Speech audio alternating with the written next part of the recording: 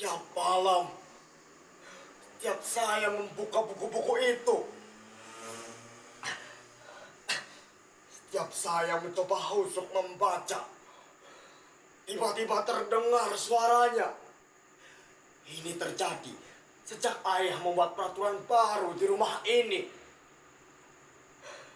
Larang handphone di malam hari, dan saya harus menyerahkan benda pujaan itu pada ayah. Maka saya harus duduk di bangku ini, menghadapi buku-buku yang pisuk dan tak asik itu, sampai saya tertidur. Ayah atau ibu, mereka bergantian seperti tentara jaga malam.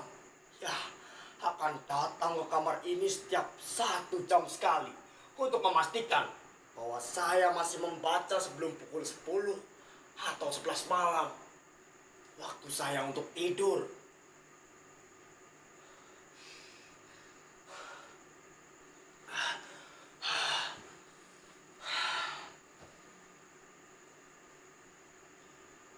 Itu, pintu itu tak boleh saya kunci sebelum jadwal tidur tiba. Ini peraturan kedua. Sebentar lagi, sekitar 15 atau 20 menit lagi, salah satu di antara mereka akan patroli. Ya, datang ke kamar ini. Itu artinya saya harus ada di bangku ini, membaca. Tapi sebelum hal itu terjadi, izinkan saya berbagi cerita kepada hadirin sekalian, baik yang hadir langsung menyaksikan nasib saya di kamar ini, maupun melalui Zoom. Saya sendiri bukannya tak berusaha, bahkan segala daya upaya sudah saya kerahkan untuk bisa membaca buku dengan khusyuk dan bahagia.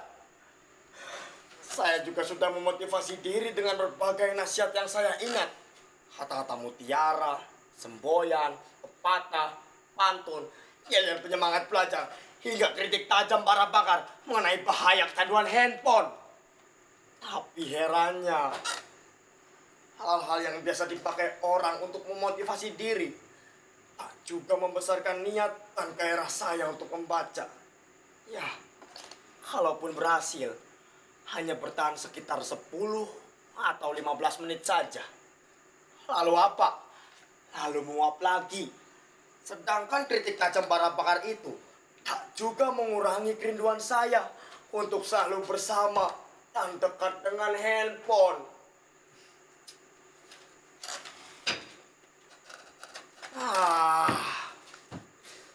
Kalau saja mengubah diri bisa dilakukan serenyah ceramahnya Mario Teguh, mungkin saya tak menderita begini lagi.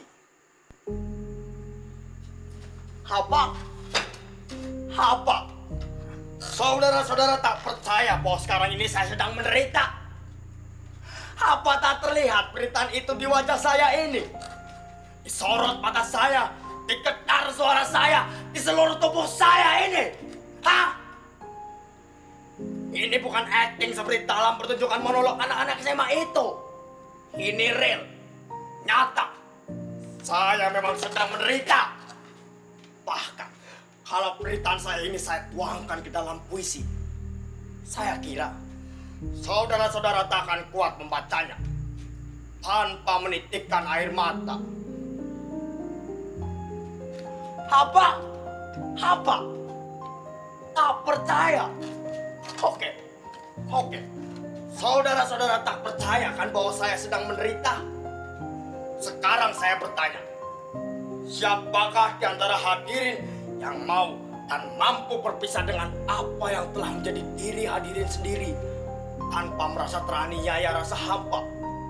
Ya, tidak ada kan yang mampu. Itu juga saya. Sebuah handphone bukan lagi sekedar benda biasa. Ia adalah salah satu bagian dari diri kita. Bahkan hidup kita. Coba bayangkan. Sejak kecil dia sudah bersama kita. Menjadi teman kita dikala semua orang tak punya waktu luang atau malas meladeni kita yang masih kanak-kanak. Pagi, siang, sore, bahkan malam, dialah yang selalu setia di sisi kita tanpa keluhan sedikit pun. Ya, asalkan baterai dan kuotanya cukup, ya ia akan layani kita apapun kemauan kita dan kemanapun kita ingin tamasya. Ia selalu bersedia. Ia bahkan telah menyimpan nama dan seluruh memori kita di dalam dirinya. Dan kita telah menyimpan password dan kunci pembuka dirinya di dalam benak kita. Sungguh simbiosisnya sangat romantis dan intim, bukan?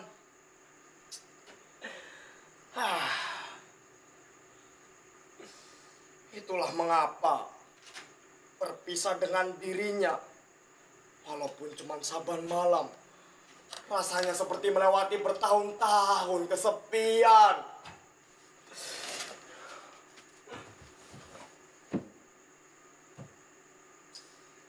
Oh, handphoneku. Betapa berat dan panjang jalannya harus kutempuh untuk kembali bersamamu.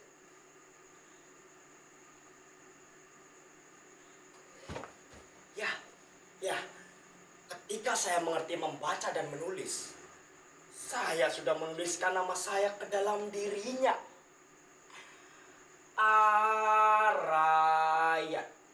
Ya, saya memang sempat berganti-ganti partner dari satu handphone ke handphone lainnya.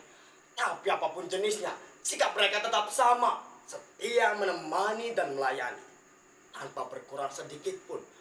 Bahkan semakin istimewa dan semakin besar kemampuan mereka untuk melayani kita. Coba bandingkan kesetiaan dan konsistensi mereka dengan kita. Berganti partner, berganti pola sikap dan kebiasaannya, apalagi pergantian pimpinan. Bisa semakin baik atau malah semakin anjlok mutunya. Maaf, saya agak ngelantur. Maklumlah, orang kalau lagi diterkam sepi dan rindu, suka melayang kemana-mana pikirannya. Jadi bagaimana sekarang? Apakah sudah cukup jelas bahwa saya menderita?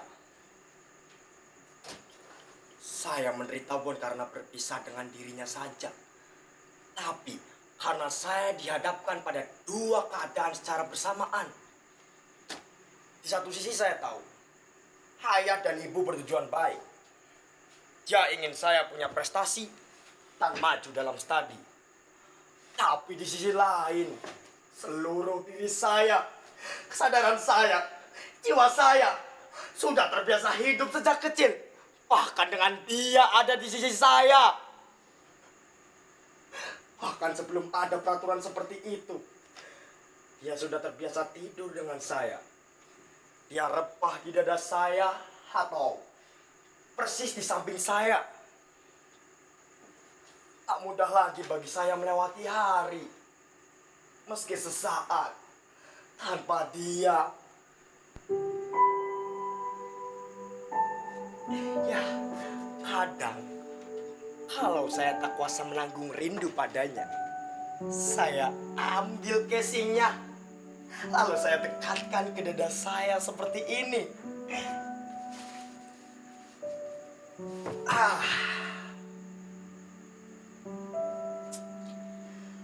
Kadang saya terkenang pula saat dramatis kami, ketika ia menjadi lemah dan kritis, dan saya dengan panik mencari tempat untuk menambah energinya.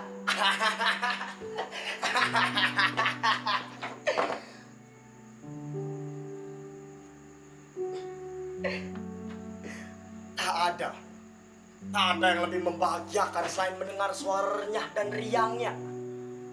Bertamasa dengannya kemanapun saya ingin mengunjungi situs-situs atau menikmati menu-menu lezat yang ditawarkannya. Ia telah membuat hidup kita menjadi amat mudah, simple, lebih cepat, Dan ia tak akan membiarkan kita menunggu lebih lama. Ia juga bisa memberi informasi kepada kita dengan cepat dan lengkap tanpa perlu kita mengerahkan tenaga. Ya kan? Asik bukan? Bahkan kini ia memiliki banyak sarana yang bisa menjamin kesejahteraan kita dalam tempo yang sesingkat-singkatnya. Jadi, bagaimana bisa saya harus bersabar menghadapi buku-buku bisu itu untuk menata masa depan? Itu sangat menghabiskan waktu, tenaga, dan pikiran. Sementara kita hidup di zaman yang bergantung pada kecepatan dan keringkasan. Siapa yang tidak bisa cepat dan ringkas akan ditinggalkan, akan menjadi fosil penghuni museum peradaban.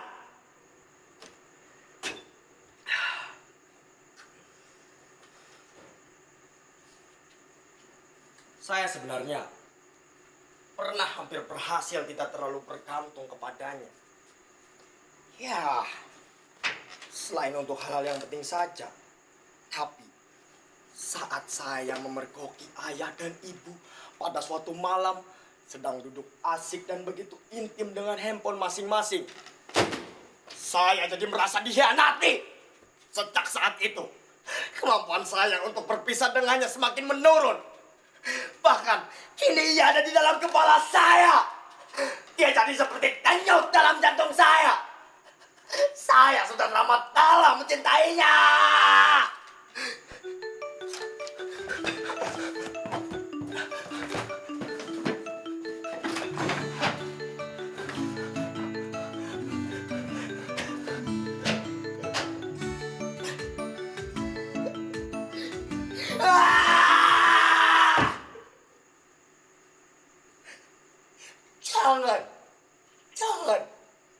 Jangan terlalu dalam. Jangan terlalu dalam mencintainya. Atau kalian akan menderita seperti saya. Jangan.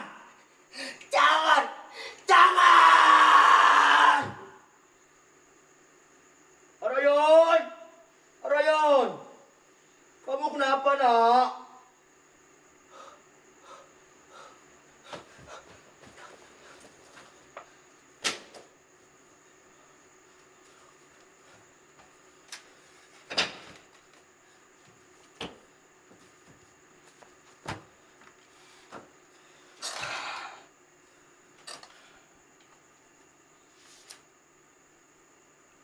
Betapa berat dan panjang jalan yang harus kutempuh.